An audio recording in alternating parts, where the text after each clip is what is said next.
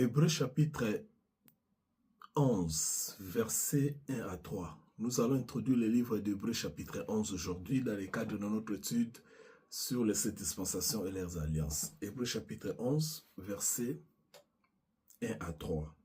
Or, la foi est une ferme assurance des choses qu'on espère, une démonstration de celles qu'on ne voit pas. Pour l'avoir possédée, les anciens ont obtenu un témoignage favorable. C'est par la foi que nous reconnaissons que le monde a été formé par la parole de Dieu, en sorte que ce qu'on voit n'a pas été fait des choses visibles. C'est ça la parole du Seigneur. Nous allons parler sur la foi. Zamba pambola bino mbote na bino nyonso sika bosili kozwa mala bamboka nyonso bozali bisika nyonso bozali kolanda biso kola pambola bino na tango nyonso bopesaka biso na opportunité bopesaka biso tokotala bandako na bino po topartage maloba na Nzambe.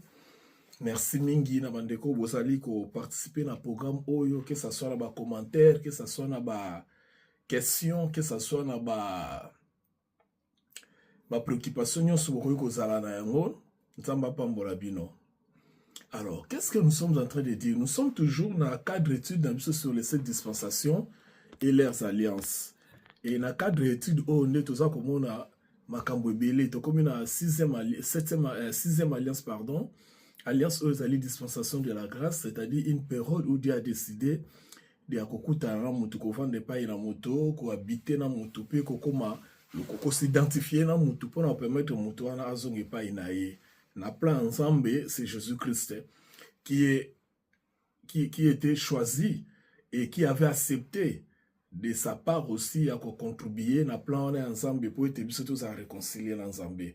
À partir de la réconciliation, donc, en un mot, dans la dispensation de grâce, tu es centré sur Jésus-Christ et sur ce qu'il a fait sur la croix. C'est ça la dispensation de la grâce d'une manière générale. En un mot, s'il faut dire.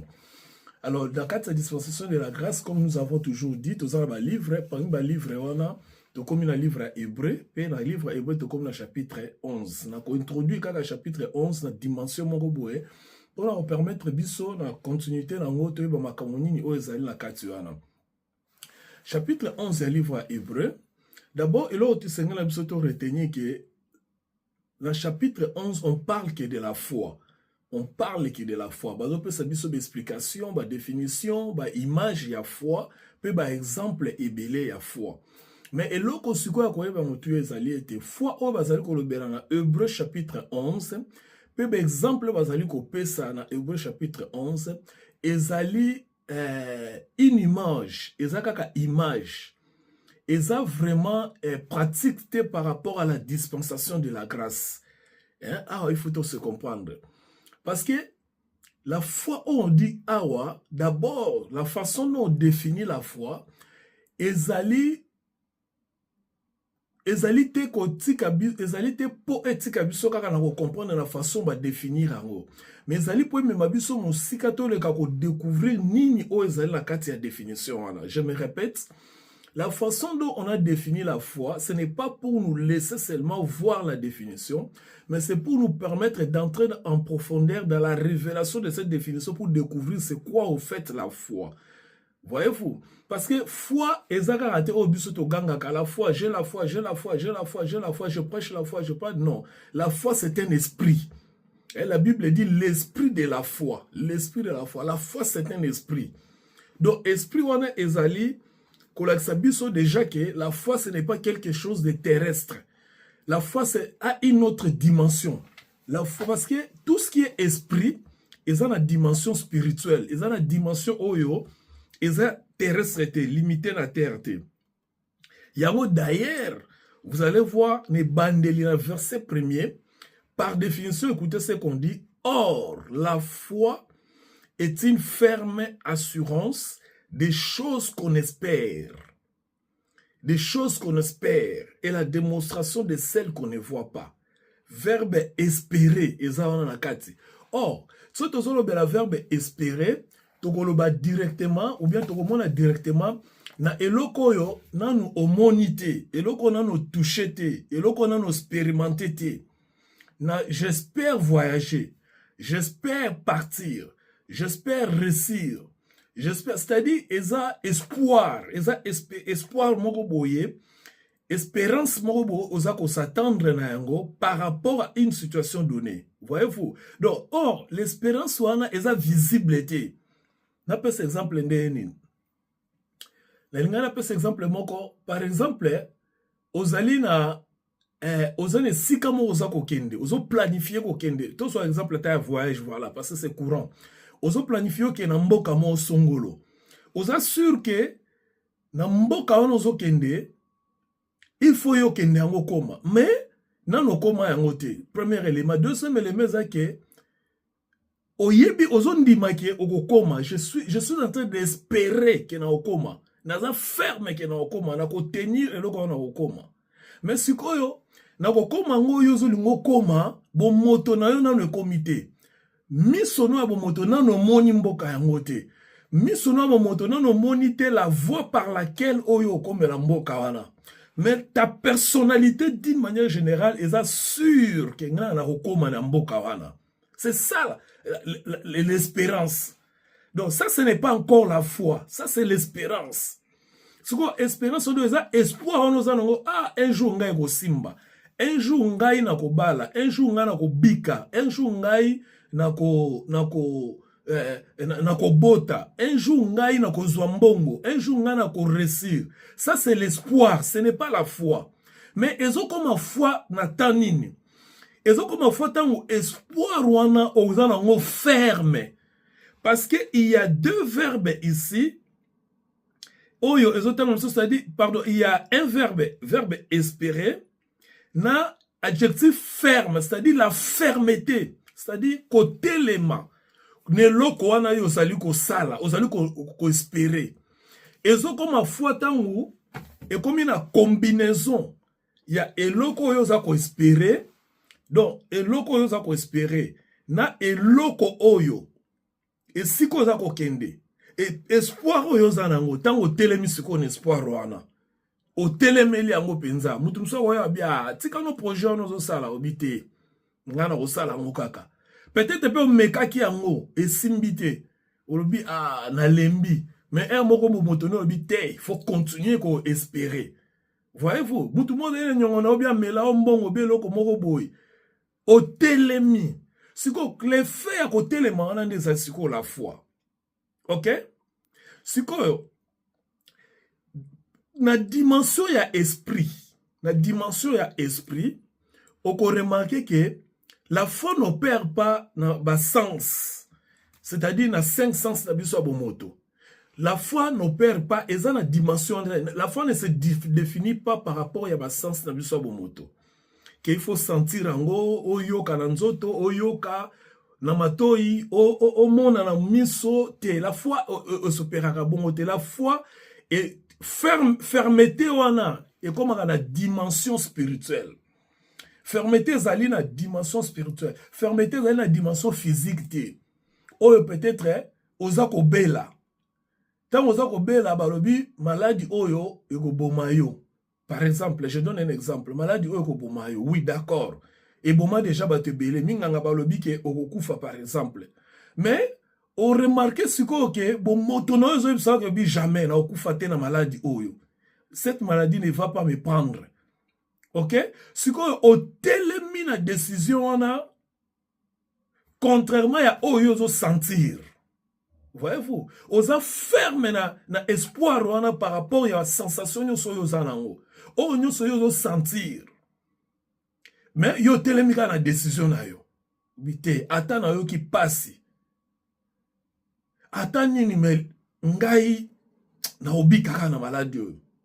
Ça c'est la foi. Mais pour commencer qu'on a dimension spirituelle, il faut zala evandi na eloko moko. Il faut zala support.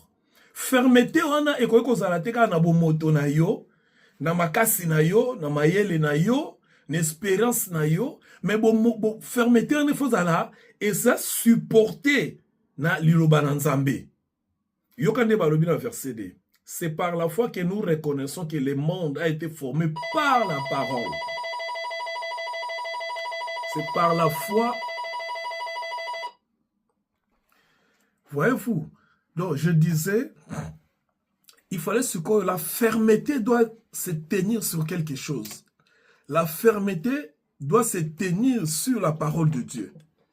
La fermeté. C'est-à-dire, tant aux par exemple, que maladie ko bomanga ite, tant aux par exemple, voyage on a sala, tant aux que projet o simba, tu ne parles pas en vain.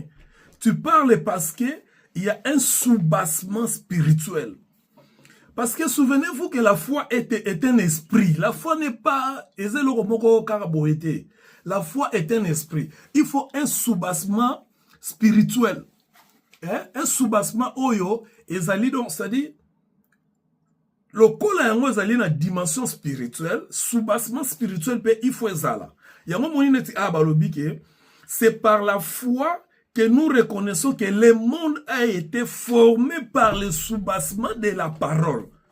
C'est par l'espoir et la fermeté que nous reconnaissons que le monde a été créé par le soubassement de la parole. Voyez-vous? Donc, c'est-à-dire,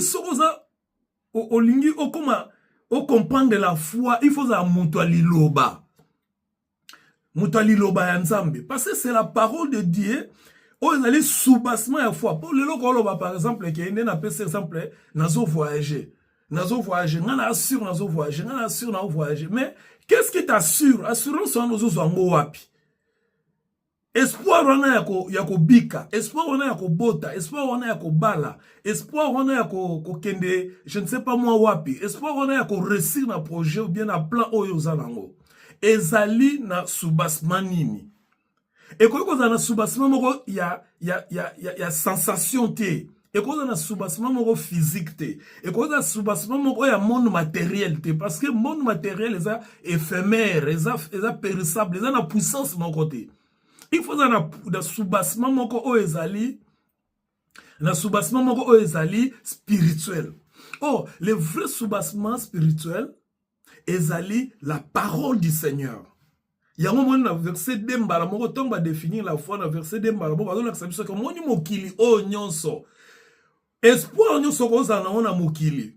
Fermeté nyonso koza na ona mokili ne loko moko eza na mokili. Il faut yeba ke mokili yango wana ezalaki créé na liloba na Nzambe. Donc yo so sikoyo fermeté na yo poser yango na liloba na Nzambe. Ezala na soubassement liloba na Nzambe parce que c'est liloba na Nzambe ne créé ki biloko wana so. En d'autres termes, que biloko nyonso eza na mokili eyokaka liloba na Nzambe parce que liloba na Nzambe mte créaki yango. Siko soki yo oza na espoir pe fermeté o evandi na liloba na Nzambe wana eko faire venir vers yo biloko o yango moko e créaki. OK? On nous a parlé de l'invisible. On nous a parlé des choses qu'on ne voit pas. Donc on a la dimension et cette dimension très très spirituelle. C'est-à-dire qu'on imagine la dimension où j'ai la foi, pasteur, j'ai la foi, frère, j'ai la foi. Ngana kondimate ezakaka na niveau ya espoir te. Eza na niveau ya espoir, fermeté na soubassement. Il faut retenir le Coran. La foi est dans la dimension ya espoir, est dans la dimension ya fermeté, est dans la dimension ya soubassement. Donc, il faut avoir un espoir ne loko zolingo sala au vandela yango. Tant na zolo ba au vandela yango parce que tant ko lo ba mingi ate tozana période ya temps. Tant on va fermeté c'est par rapport à temps. Tant ko leka, tant ko kende ba ne ko kende, mikolo ko kende. Mais période ya temps oh yo vandeli yango, yango ne ko permettre yo au réussir ce qui soubassement na yango ezali. Par exemple, Jésus un jour a devant la tombe de Lazare. 3 jours, Lazare a sakufia poli. Jésus a yé. Prière au Jésus d'aller au sala. Ce qui vous remarquer, prière à Jésus, ce n'était pas pour impressionner Batou. Voyez-vous, ce n'était pas pour Batou sambela pona Lazare abimate. prière à Jésus ezalaki parce que bato bazana kondima te ke ye akoki kobimisa Lazare au-delà ba miracle déjà akoki kosekusa Lazare au-delà ba miracle déjà c'est salaki. Donc Jésus avait le soubassement de la parole. Jésus avait son Père en lui et lui était en son Père, les deux étaient un. Et maintenant écoutez ce qu'il dit. Père, je t'ai pris non pour moi mais pour cela, pour la bateau. Parce que bango baza na la dimension spirituelle ote. Na ba côté la dimension ote. Oh, pour nous côté la dimension wana, ezali faut dans la soubassement ya parole. Alors je sais que oyoka nga itango nyonso. Na yebi koyoka ngai. De toi la dimension mususu, toi la dimension esprit. Ezaka ko sambela te. Moi j'aime prier, j'aime voir les gens prier. Mais mon regret zali que les coutume auto comme nango ya prière. Voyez-vous? Coutume auto comme nango ya prière. Il faut to éviter yango parce que la coutume to pe tradition e bomaka o ezali liloba et affaiblissaka o ezali liloba. Coutume et la tradition. Parce que là, on a ça la habitude. Aux assuns na contrôle dans côté. Oh, quand tu n'as pas le contrôle de tout cela, on peut péter quand est-ce que tu as positif ou négatif. Donc, prier, tu as la coutume, tu as l'habitude, tu as la tête que, et là, comme on voit, tu as la période, par exemple, nous avons décembre, bangonde, pelissimo, tu as prié, le quoi si Satan existera en décembre. Non, c'est pas ça. La prière, c'est la vie. C'est la communion de chaque jour. La prière, c'est l'alliance de chaque jour. La prière, c'est la vie des chrétiens. Parce que la chrétien, c'est la conversation. Des fois, on a dimension que la prière, tu parles à quelqu'un qui est plus loin de toi. Maintenant, tu exprimes tous tes besoins auprès de cette personne. Non, c'est pas ça, la prière. On nous amène à croire que Dieu est tellement loin de chez nous, il fallait maintenant tout ça là-bas, tout pour toi atteindre. Ça, c'est la religion. Ça, ce n'est pas la prière. Ça, c'est la religion.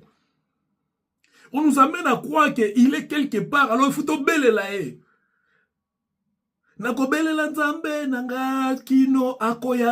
Non, c'est pas ça. Ce n'est pas ça.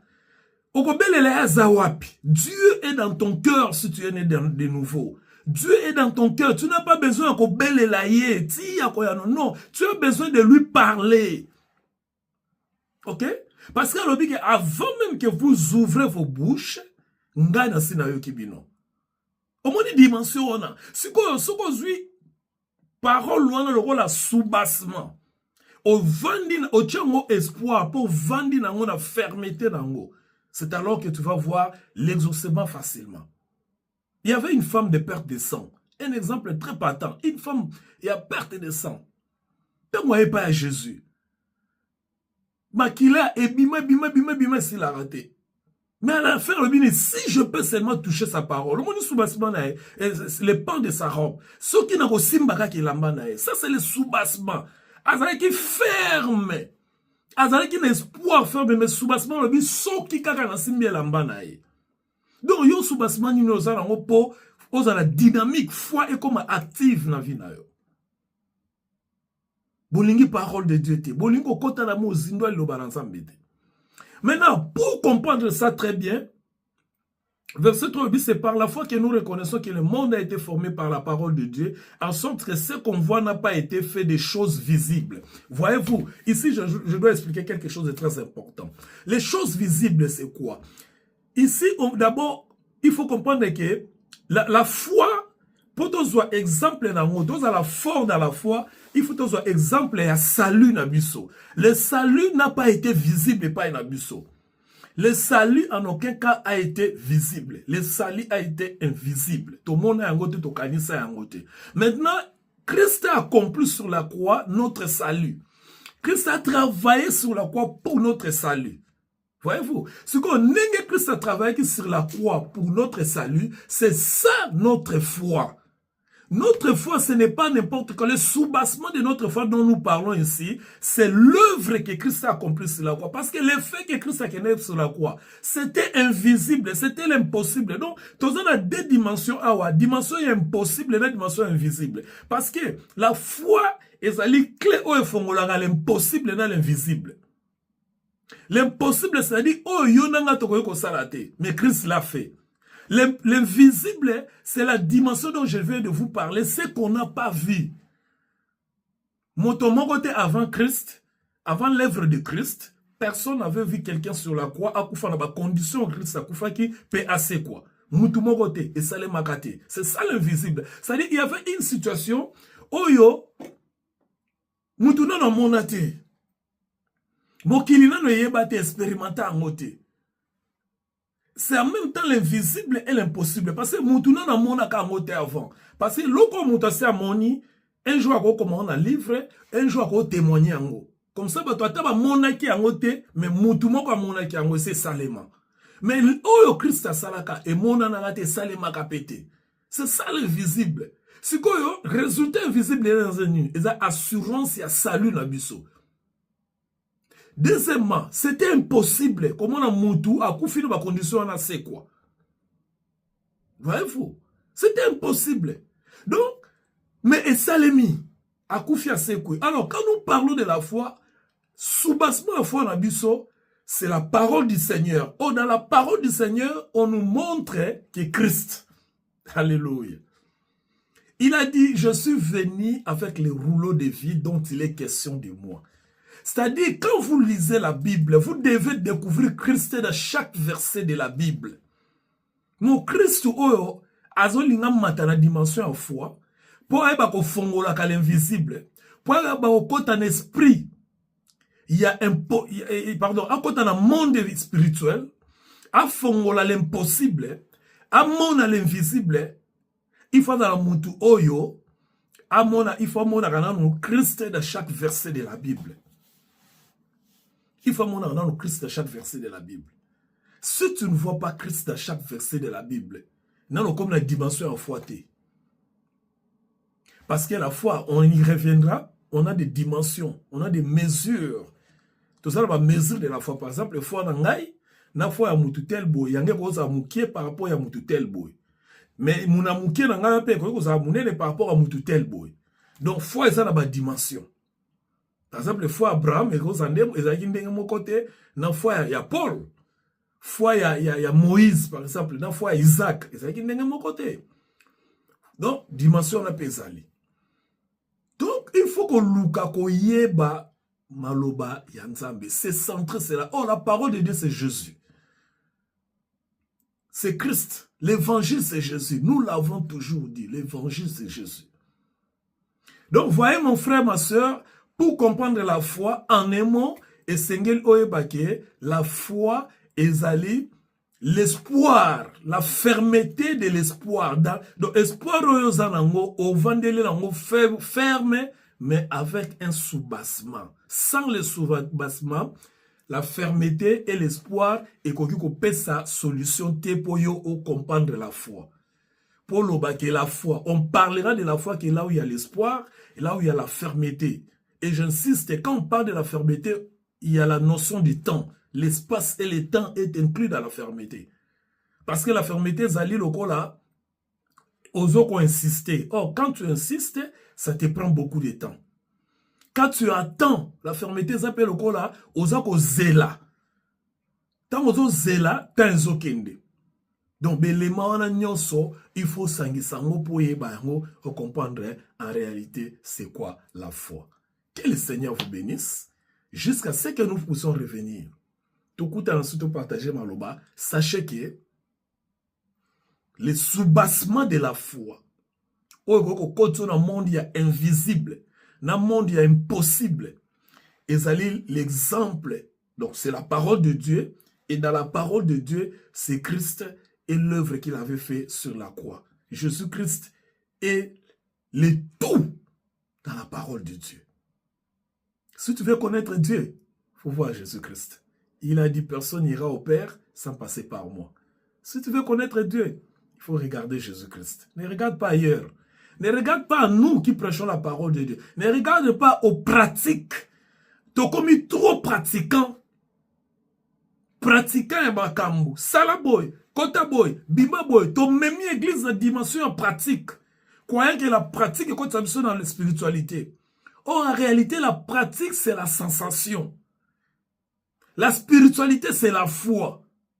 La pratique, c'est l'ensemble de la sensation. Il y a une sensation comme belé dans l'évangile, dans koyemba, dans koteya, même dans la façon qu'on s'embelle. Parce qu'il y a trop de sensations. Pourquoi? Parce qu'il y a trop de pratiques. Il y a des, et comme il y a ma fouta, et comme il y a ma retraite la prière, mais pourquoi on ne fait pas des retraites de l'esprit? Pour permettre à Batouba comment la dimension de comprendre que bon tabac fruit de l'esprit. Parce que les fruits de l'esprit, il y a un ezali peut parmi les sous-bassements, parce que ça n'a sa parole de Dieu. Je disais à quelqu'un, lié comme en tout cas dans ma prière, bon, mais ma batou naba, humilité.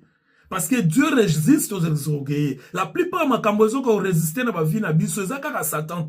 Et ça nous a même résisté parce qu'il a dit il résiste aux orgueillés. Bien que ces gens-là prient beaucoup. Donc Dieu résiste aux orgueillés parce que les orgueillés, la mingi mais bazana orgueil katina bango. Alors au lieu que même bango na ressemble, même bango na komi kitisa, na esprit à humilité. Pour na komi kitisa, nzambo azo résister bango, akolongo la résistance wana, makamna bango ko marche bien parce que biso ba tutozala lo lendo ebele. Que le Seigneur vous bénisse jusqu'à ce que nous allons nous revoir pour continuer ces messages. Na kombo na Yesu. Merci.